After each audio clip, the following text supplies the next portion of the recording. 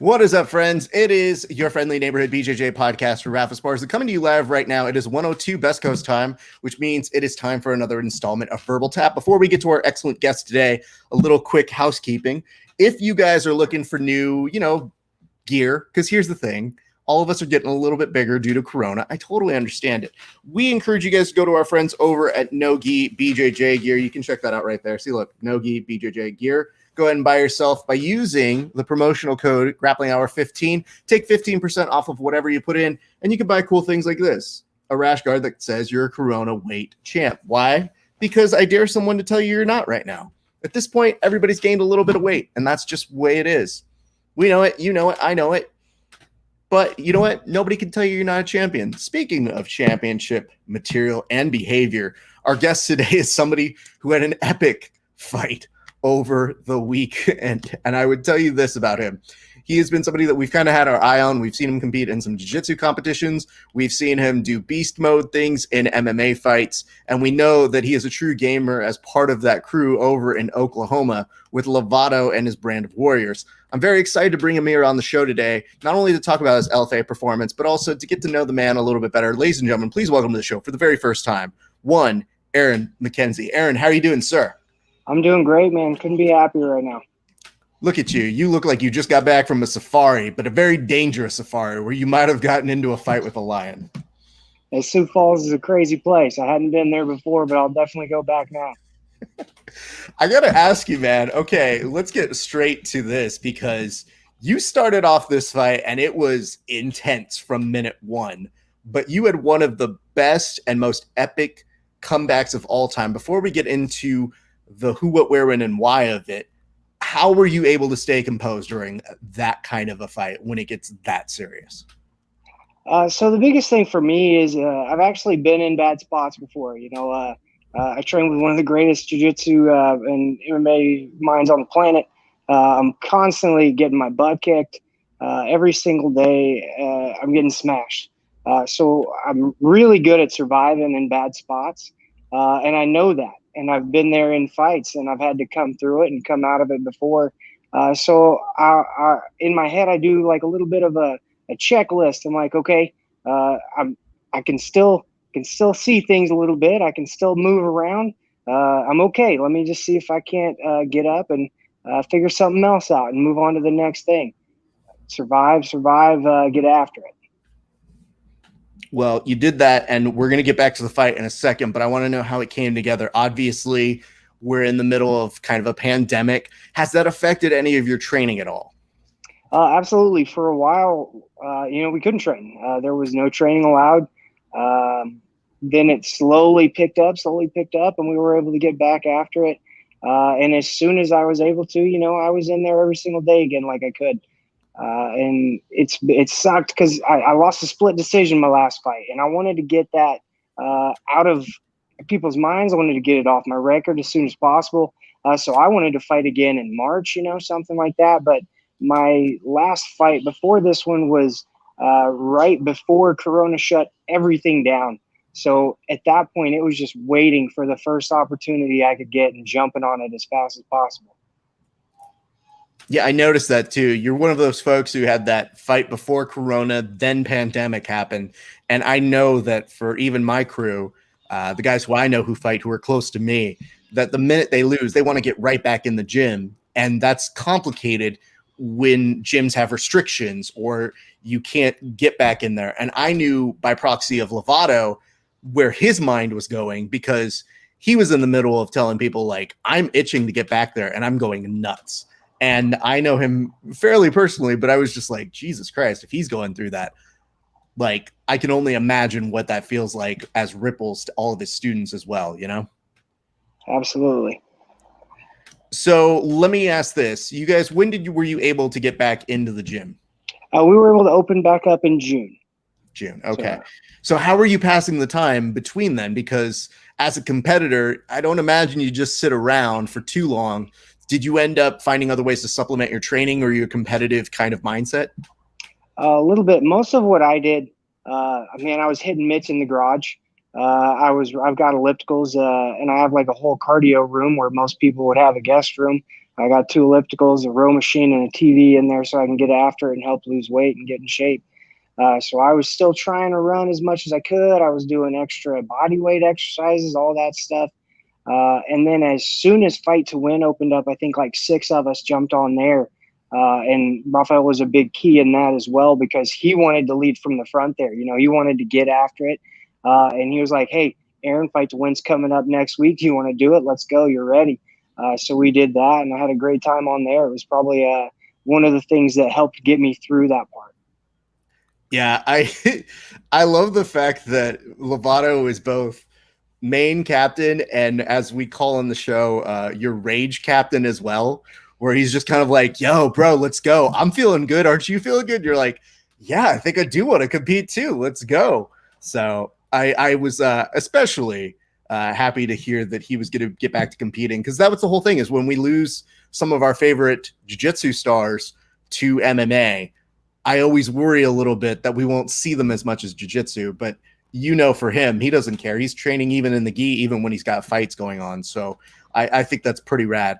And I do want to bring up very shortly your Fight to Win, because you really quickly realized how you were on a footlock that I almost was like, damn, dude, he is almost at a single leg Boston Crab. That's how much you were arching that back on that one. And I had to compliment you for that, man. You kept so composed when your opponent was kind of like, he looked for a split second like he was hesitating. He didn't fully know where he wanted to escape to. But like the minute you had it, you said, no, I'm not giving this up. And I thought that was pretty well done. You finished it exceptionally well, man. Thank you. Yeah. It's really, I love straight ankle locks. Like I love heel hooks. I love toe holds and everything, but I'm kind of a little bit of that Dean Lister mold where straight ankle lock is my baby. And I will run a straight ankle lock all day long. I don't care outside Ashi. I don't care where it's at. If I got a hold of it, I'm going to finish it, and I'm really excited with it. So, well, that's the whole thing, is most people transition in that. So like they may get that grip and start working to maybe, reap, or they may go to a different sort of connection. Like a lot of people, even when I looked at it, sometimes when I see somebody stand back up, I might even start going to an X guard or, some kind of difference. But you were just so patient with it that I said, nah, I see where he's going with this. This is a guy who loves that position and seems to work well with it in any given scenario. So I could tell just by watching the way you were working with it. I was like, all right, stay away from Aaron's single leg footlocks. Good to know. But did that kind of get the juices flowing to compete again? Oh, absolutely. Like it was such a different vibe too, because back then they still weren't doing any fans at all. So it was really quiet, and it was just like this fight. And like I kind of like it. It's a little bit more relaxed, It's backstage. I was having a great time. I had my radio on, just chilling, watching my boys, and it kind of pumped me up. I was a little bit more nervous for them because like I like to have a great time in this. It's fun for me. Rafael sometimes thinks I have a little bit too much fun. Maybe his last words before I went on the Fight to Win stage were, "Aaron, I want you to have fun, but not too much fun." And before that backstage, he kind of gave me advice. He was like, hey, don't just jump on a leg, I want you to go out and show that, you got great wrestling, you got great top position too. But if you got a submission, go for it. And I was like, okay, I promise I won't just jump on a leg, but is it okay if I go for an M&R roll? And he was like, yes, but set it up first. And he just kind of laughed at me a little bit. And he didn't know I was going to set it up by telling him his shoe was untied. That's pretty great. Did you actually do that, or was that? Oh, I did it. Absolutely. You can see the point, and then I go for it. He's ready. He sprawls. He's a good dude. And we both kind of had a little laugh about it right after. That's amazing. Wow. I didn't know that was part of it. I have to say this, man. I don't think I'm particularly good at jiu-jitsu, but I am a master of using comedy to get what I need. So I am usually the guy who can roast you while passing your guard. But if I just had to pass your guard by itself, probably not happening. So I'm 100% about this, man. Jesus Christ. That's really funny. That's the oldest trick in the book. Well, good for you on that side. I did want to ask, And I'm curious just because I haven't been to somewhere to report. Normally I'm reporting on events live. Was there a sense of camaraderie amongst not just you and your crew, but amongst the other competitors? Because everybody's kind of in this together in terms of, hey, listen, I'm not getting the competition I want. And even for you and an opponent to have a good laugh sends a kind of message of, all things considered, we're just happy to be out there doing what we love. Yeah, I think so. There's a little bit more just because of restrictions and stuff. You don't see as many of the people, but the people you do see, they seem a little bit more excited, a little bit more friendly.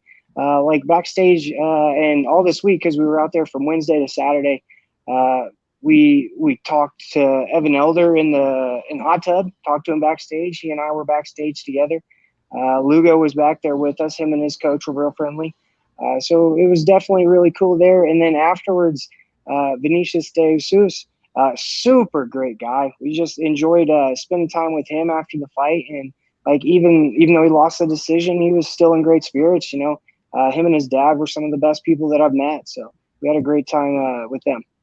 That's awesome, dude. I just always wonder if that is something that happens to athletes, because we have so many people right now who can't compete, and we're just barely starting to get some IBJJF tournaments and some smaller super fight opportunities. But by and large, the community that does compete, they don't have a ton of options. So in some ways, they're kind of living vicariously through some of you guys, maybe in the Midwest or in the South, that have a little bit lower numbers or more opportunities.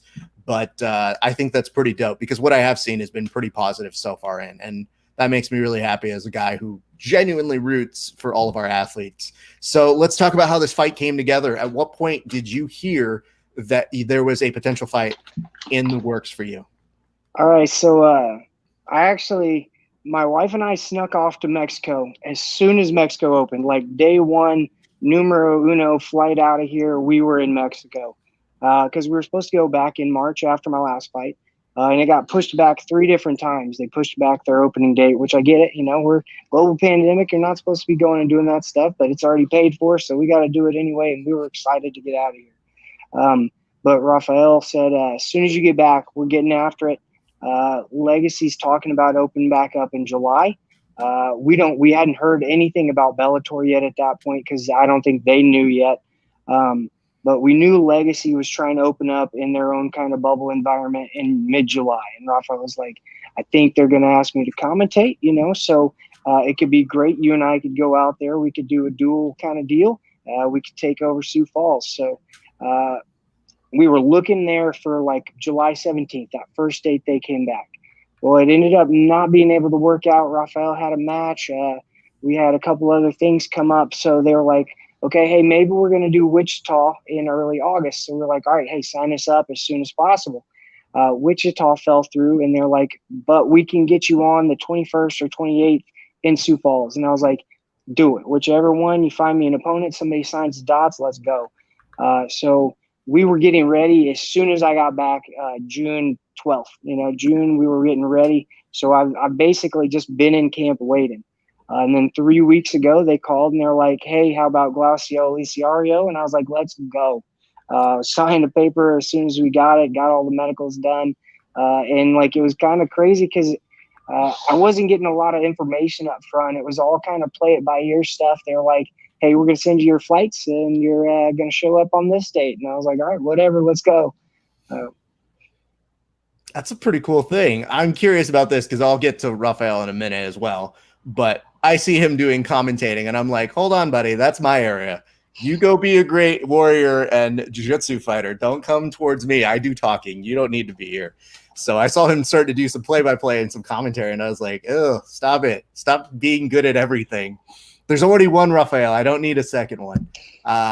So when I saw that you were involved in this, I was super stoked. What was the vibe like? Because you did mention a little bit about how things came together, and there was a little bit of behind the scenes sort of stuff, but like, did you appreciate just kind of the close-offedness of like the fight week as you're kind of getting prepared? Did it allow you to get a little bit more mentally appropriately like in the fight because of that? I don't know if it had anything to do there. I'm usually pretty relaxed and pretty calm. Like got a little bit different demeanor, I think, than a lot of guys, because it's business for me for the most part. You know, it's something that I love to do. I love to train every single day, and I like it more than working in an office. So it's business, and I like to enjoy what I'm doing. So I really kind of take pride in being ready and being calm and relaxed in all those situations, whether it be getting ready to fight or actually in the fight. So it was pretty normal, other than the restrictions and stuff. And I tell you what, Legacy did probably as good as you can do.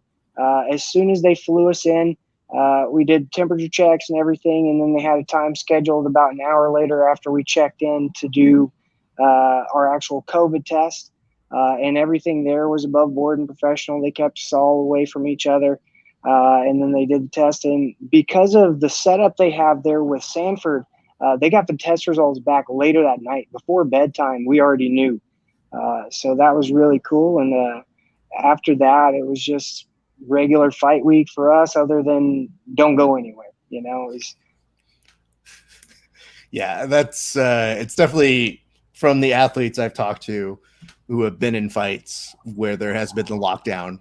It does seem like it's a little bit like you guys are grounded teenagers all over again. So it's been a little bit of you guys having to explain that. But I do want to ask, let's get straight to the fight. You enter the cage, they close it. What goes through your mind, and walk us through the very beginning of the fight, if you wouldn't mind. well, so my dude was already he was cheating every chance he got, just about, because he came in a couple pounds heavy. And I don't like that. You know, I've had 22 fights, 11 pro and 11 AMI. 7 people have missed weight. That's a third of the time people have missed weight. When I got back home, I had a buddy. He was like, "Hey man, do any of your opponents ever actually make weight?" And I was like, "Man, not very often, because it's ridiculous." But so then we're in the middle, and he's doing the tough guy thing, and like, I've seen it. You know, you've seen it all. Everybody wants to be the big guy, and I don't care. I'm just ready for him to say go. So, but then as Bobby Wambacher was getting us ready, he was asking if we're ready. He snuck out to the middle, right? And then Bobby looks back at him and he goes, "Glacio, back up." So he backs up. Then he asks me if I'm ready again. And by the time he looks back at him, he's in the middle of the cage. So I'm like, all right, man, it's going to be like this, But then as soon as it came out, as soon as we came out, I was ready to just start trying to find my offense. You know, he came out hard and heavy like he does. We saw that in tape. He was a little faster, I think, than he looked in film, because most of the film we saw was old. But he was very fast, very athletic, strong. His punches didn't seem very strong. The punches weren't very strong. And once I kind of figured that out, I felt a little better. But then I think I hit we low kicked each other. My kick was better, about knocked him over. And then there was another kick that I threw that may have hit funny, and I backed straight up, and there was about 2 steps backwards, and then he just came with the flying knee that hit me. And as soon as the knee hit me, I was, oh crap, I can't see. I didn't know why I couldn't see, didn't know if I was rocked, didn't know if I was hurt yet. But so he threw 2 straight knees again and went for the trip. So then I'm now on the ground, and I'm looking I'm holding on. At this point, I'm just holding on for dear life, trying to check and see. Like, I'm taking a mental checklist. I'm like, okay, am I hurt? Am I buzzed? What's going on? Why can't I see? So then I'm starting to figure out, like, okay, my mind's working, my limbs are working, everything's going good. I just can't see right now. So I start to just go by feel, because like a lot of times, I roll with my eyes closed just because it's fun. I like to roll and I like to do things. And when you're attached, you can kind of do that. So I'm kind of working into my half guard because I find that space. And as I start to come up, I'm hearing Raphael tell me to roll through, which I love. Leitch is my game all day long. I love to use it to get up. I love to use it to sweep. I love to use it to take good top and back position. I probably rolled through a little late. I was thinking a little bit too much. So when I went for the roll, I probably could already gotten up. But I ended up rolling him. He hits the cage, so I can't finish the sweep. So then I start to keep working up. He does a good job framing.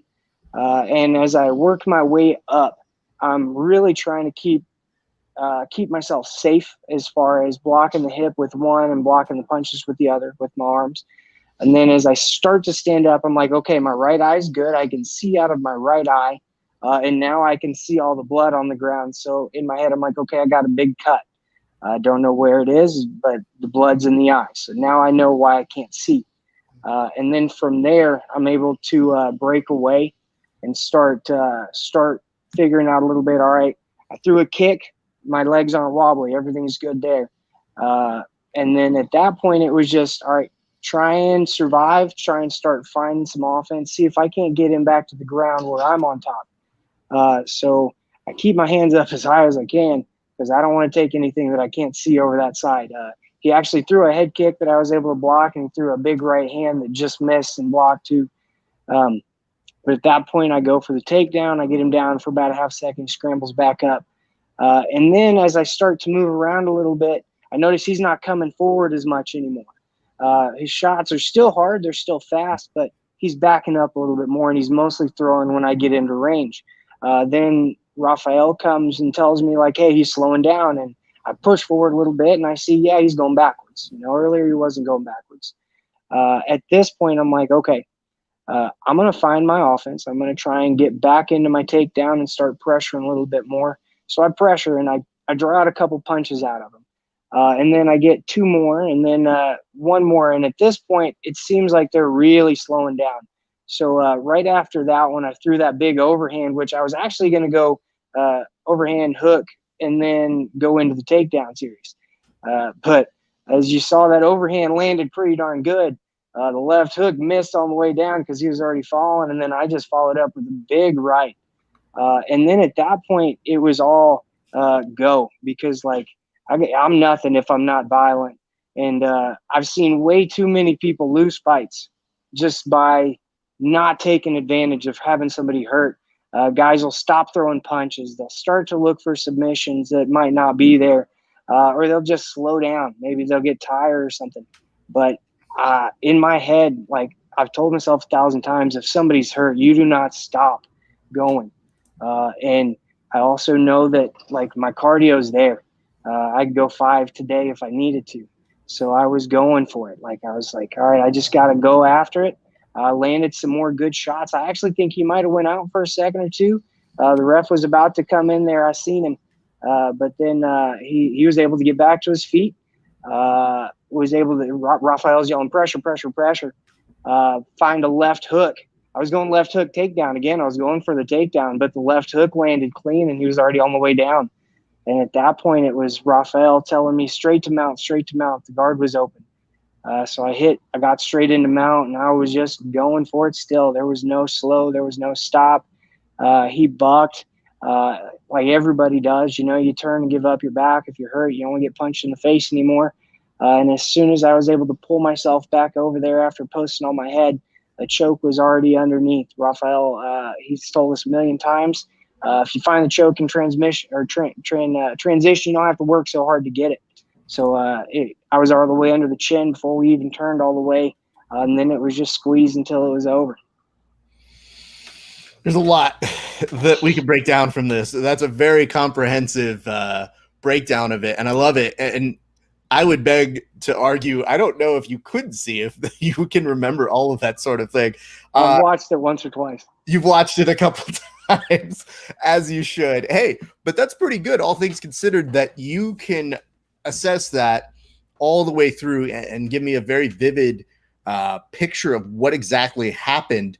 I am curious, just for your health, though, at what point were you able to see back through your eye? Because I know you were mentioning there was blood kind of like going into it, and that kind of impaired a little bit of it. But at what point could you say you could see regularly? Was it right after the fight, or did it take a little bit? Yeah, as soon as they cleaned the blood out and they held it open, like, I was good to see. It didn't actually hurt my eyeball or anything. I just had blood in there.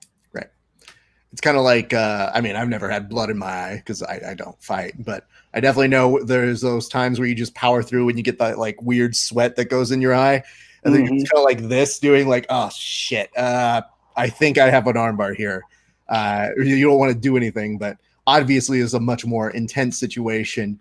So you realize very quickly that you're able to win. What goes through your head the moment that you're able to make this miraculous and amazing comeback? Oh man, as soon as I hit him with the right, it was just, oh shit, he's hurt.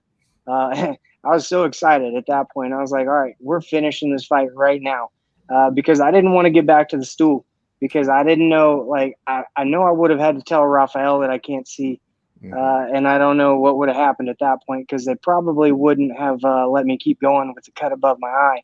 Right. So I didn't really want to get there. So as soon as I heard him, I was like, all right, I'm going. There was nothing in the world that was going to stop me at that point. And man, credit to you for being able to get back there and find your way back into the fight, because a lot of people that could spell disaster for it. And I know that one thing in particular that was very nice to see was, Lovato, the first quote I saw from him was just warrior. He was so proud of you, man. What was it like after? Did he say anything to you after you ended up winning? Yeah, absolutely. I told him I was worried, for a second when I couldn't see. He was like, I knew that as long as you were still moving, you were going to win that fight. And it felt so good to just have somebody that has that confidence in me, I'm really confident in myself, but just the things that he said and the things he's seen for the last 5 years, he fully believes that I can do it. And that means a lot. Absolutely, man. He is a very special coach and competitor himself. So I know that means truly a lot. So that's pretty spectacular. Do you get to do anything to celebrate? Because I know you're stuck there for a little bit of time and it takes a little bit to get home as well. But is there anything you end up doing that is cool for you, that you excited or that makes you happy after you win? Man, so we had $5 off coupons for the hotel bar. So we went and used those. The doctor told me to maybe not drink so much right then because I was bleeding. But I was like, hey, how about just one? She's like, all right, you can probably get one. I was like, well, it's gonna be a double. So I got me a double. Hey, the worst part about, I think, having to be a doctor in any of this is knowing that you were speaking to a fighter who probably has gotten here because they just kind of do what they do. So as much as I'm sure they want to be like, for your own good, please try not to go blackout drunk because that might be bad. But yeah, go, I guess I can't tell you as a doctor have one, but won't kill you if you have one, kind of a feel, right? Yeah, absolutely. That's pretty great, man. Well, tell me a little bit about this. Obviously, you got some great messages. What was the best message that you got? Like a text or somebody sending you a note in response to this fight? Honestly, probably the best message would be the first message I got from my wife, just hearing how proud she was of me, how excited she was for me, and just knowing that she's behind me 100% it's always the best thing, like you got that person in your corner, even when they're not there. It was the first fight she hadn't got to go to out of 22. So it was definitely a different vibe there. I made sure and I hit her with a little video chat before I started warming up backstage just to make sure that she knew, like, hey, it's going to be okay. But yeah, I love her. Couldn't be more thankful. Did you meet her before you had started fighting? Actually met her the day that I started training. So like my relationship with her and my relationship with training and fighting is one and the same pretty much. So you get to always remember that anniversary, no matter what. Yes, sir. Absolutely. And like, it was crazy too, because back in the day, I did all my AMI fights somewhere else. And she was actually in my corner for every AMI fight. But after that, as I became professional, I got more coaches, higher level coaches. Like I got Stephen Wright and Jesse Sunderman that are with me always too. Big thanks to both of those guys. I love them like family. All three of my coaches, I love them. Everybody else that's helped me as well, I love them. But those guys are they're there every single day. I can bounce knowledge off of them. I can ask them questions, and I've got just world-class dudes behind me. And having that in my mind also helps. It helps me to know, like, all right, I've been working with the right people. So that's pretty spectacular. Well, kudos to you and her. That's a great sort of thing to have, because some people, they meet their spouses a little bit after they start their fight career, and then there's always a conversation of, So this is happening, and it's gonna get weird sometimes, but it's nice to have somebody who not only understands your journey but is so supportive there. And I can only imagine how difficult it must have been for her not to be able to be there in your corner, or be there for you. And I think that's pretty great that you were able to get her a video chat beforehand. Well, one thing I did want to comment on, because this is the one that I was doing a fight companion for, I think, around this time that I saw this go up. And this is the moment that I said, yeah, I for sure have to make sure I reach out to this kid, because I saw this go up from Lovato. And this about made me choke up laughing, because it says, on our way back home from another mission accomplished. P.S. This is the first time AARON MCKENZIE has ever been cut in 22 fights, so don't feel bad for him. So when I saw Lovato put that up, it was one of the rare times he tells somebody, hey, yeah, no, I know, he's great, I love him, but also, the face is a little marked up. Don't feel too bad for him. He's all right.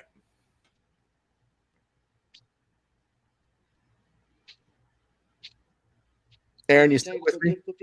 Can I hear? Can you hear me? Can you talk? I'm back with you, dude. I am hearing you very quiet right now. Oh, you're hearing me very quietly. Yes. Okay, let me see if I can fix that for you, bud. I'm showing that I'm quite at least at normal volume. I don't know if any of that changed anything, so I'm going to get rid of that real quick and see if that does anything. Do you hear me back normal right now? I think you may be coming through the phone. Can I back out and come back in? Absolutely. Take a second. I'll go and talk to the audience while you go do that. I'll see you in just a second, man. Be right back. All right, go do it. Ladies and gents, we are in the middle of our interview with AARON MCKENZIE, who beasted his way back into not only a fight, but a huge win, a rear naked choke win. We are in the middle of talking a little bit about how he was able to get the win, but now we're going to talk a little bit about him and his background. You hear me a little bit better now? Yep, all good. That will do it. So what is your first feeling when you see Lovato put up this photo saying, don't feel bad for this kid? This is the worst he's been marked up in 22 fights. He's fine. Oh man, it was good fun. He gets cut if you look at him funny. So he hates it. It was my first cut, and he was surprised to find that out. Like I've bled in a fight before, but it's because somebody scratched the inside of my ear hole.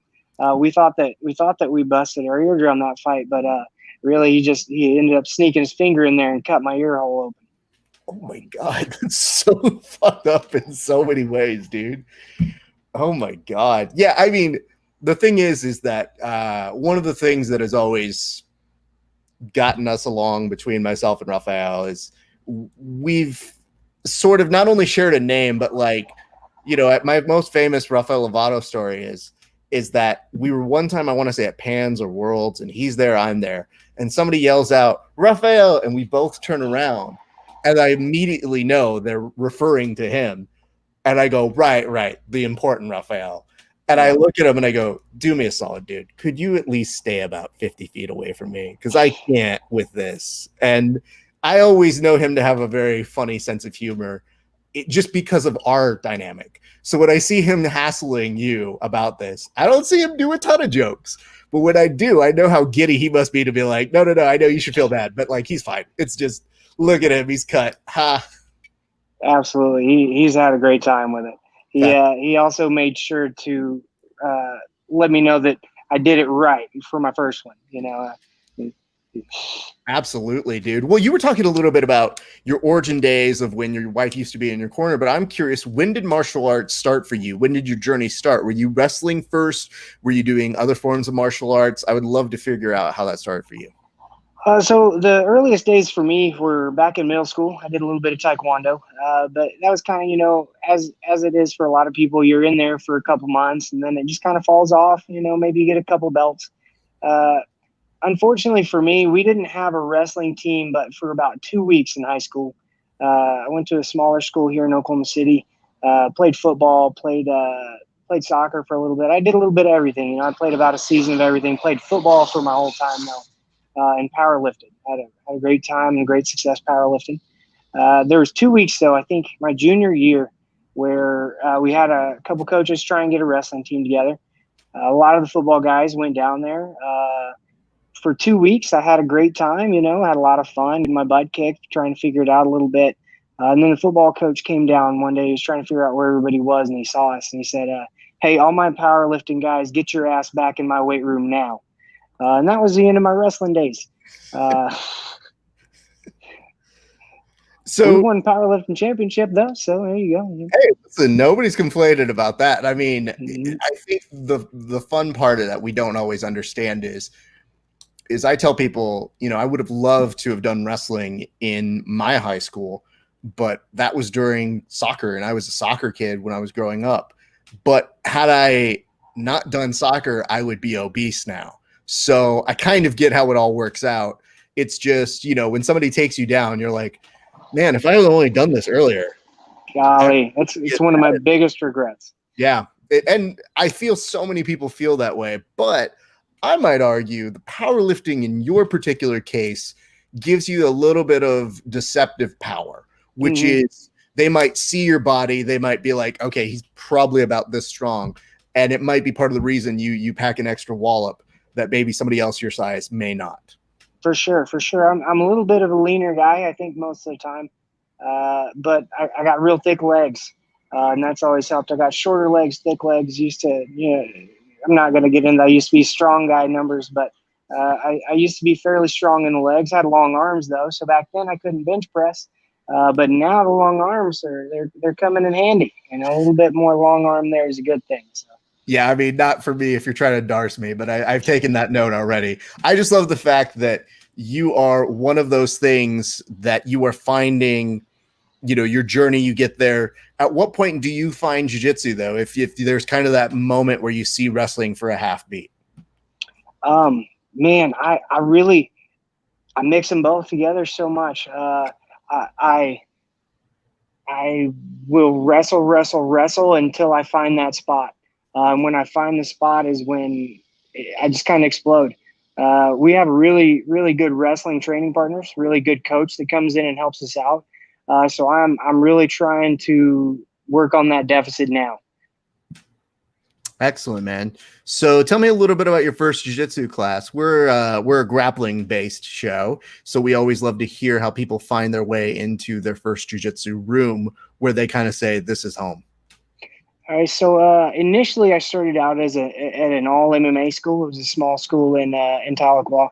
Was there for about 2.5 years before I had to move back to Oklahoma City, finishing up my master's degree. But then when I got to Oklahoma City, I already had 2.5 years of experience in the amateur ranks. My first class, that old place was a throw you in there and kick your butt, see if you stick around kind of place. You've heard of them, and I did. I got my butt kicked for that first day, and I was like, you know what, that was kind of fun. And I just kept showing up, had my first fight 3 months later. And after that, it was all history. But so then let's flash forward 2.5 years later to trying to figure out where I'm going to go in Oklahoma City. I found out that Raphael had his academy there, and it actually ended up being 1.5 miles down the road from my new apartment. So I talked to the people up at the front, and I was like, okay, hey, I've got this experience. I want to keep fighting. And they're like, okay, well, come on in. We'll get you set up. And then Raphael asked me to go to the intro to comp class on that Friday night. So I went in there and checked it out, and it was like one of the first times I'd ever worn a gi. I think my second time ever in a gi. And then I went in there, and he actually ended up running the class. I don't know if he's ever done it before or done it since, but he ran it. And then straight away, he's like, okay, I want you to be able to go afterwards. He talked to me. He's like, I want you to be able to go to the intermediate classes. I want you to go through the curriculum still. So I was like, okay, I'll do this. I want to go through the curriculum. I want to do everything the right way. This is his place. So I put the gi on. I started taking all my tests. I pushed through that program just about as fast as I think you can, because there were tons of white belts that were tired of me really quick too. I promise that.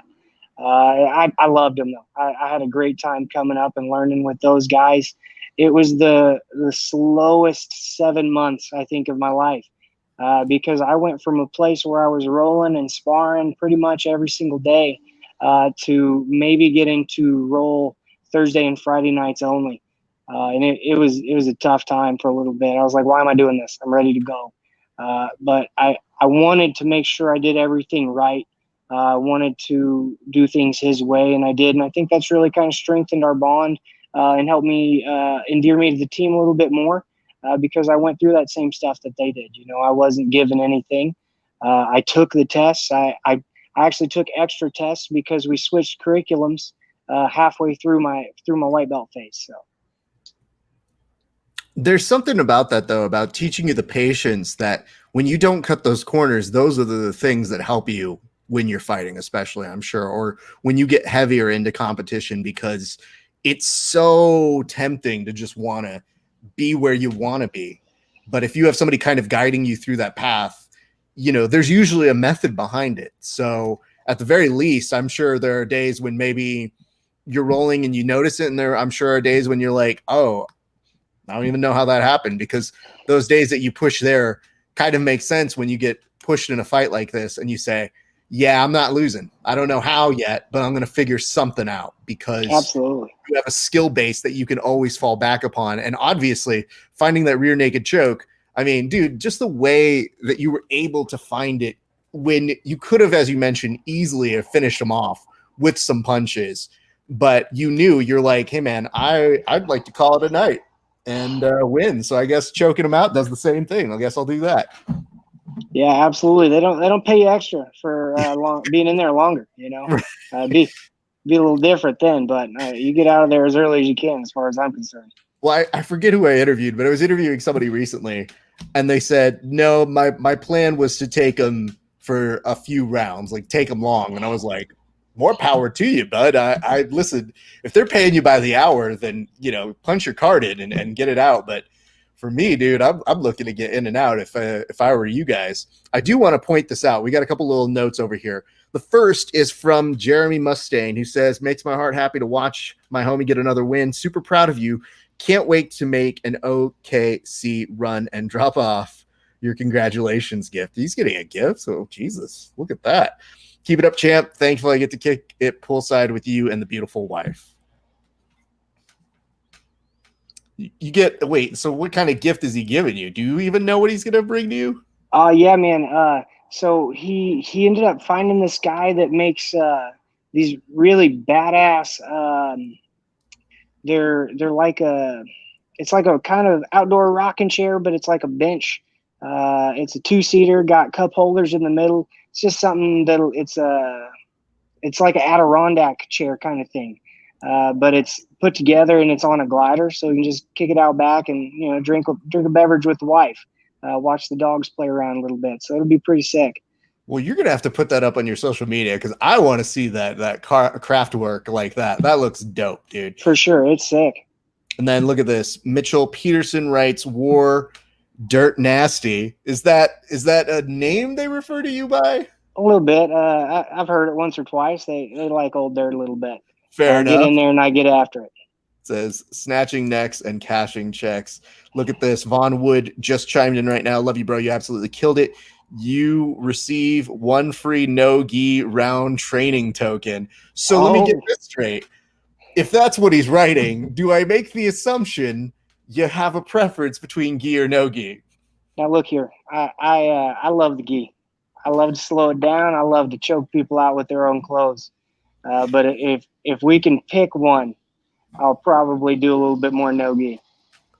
That's fair. You know a guest is serious when they start off a sentence, now look here, because I'm like, listen, bro, I'm not your coach. I'm not in charge of that. I know personally I make a bet with people or like a little creed to myself whenever we have an open mat, which is I prefer no-gi, but I always tell myself I got to earn my no-gi. So I usually do about 50% gi and then 50% no-gi, because I just like being sharp at both.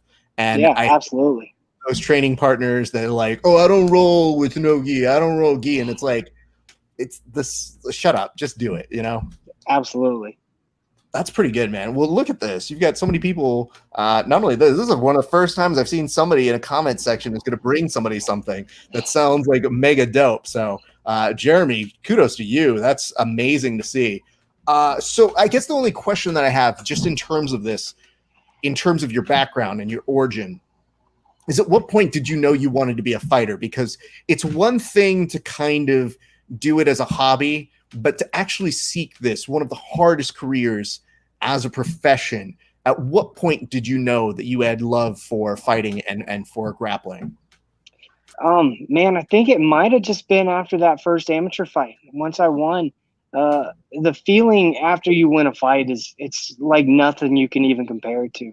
Like if you guys saw how excited I was Friday, that right there, I think is part of what I live for. You know, the check's not there. I work here in this beautiful, beautiful trailer, unloading bags of food all day long.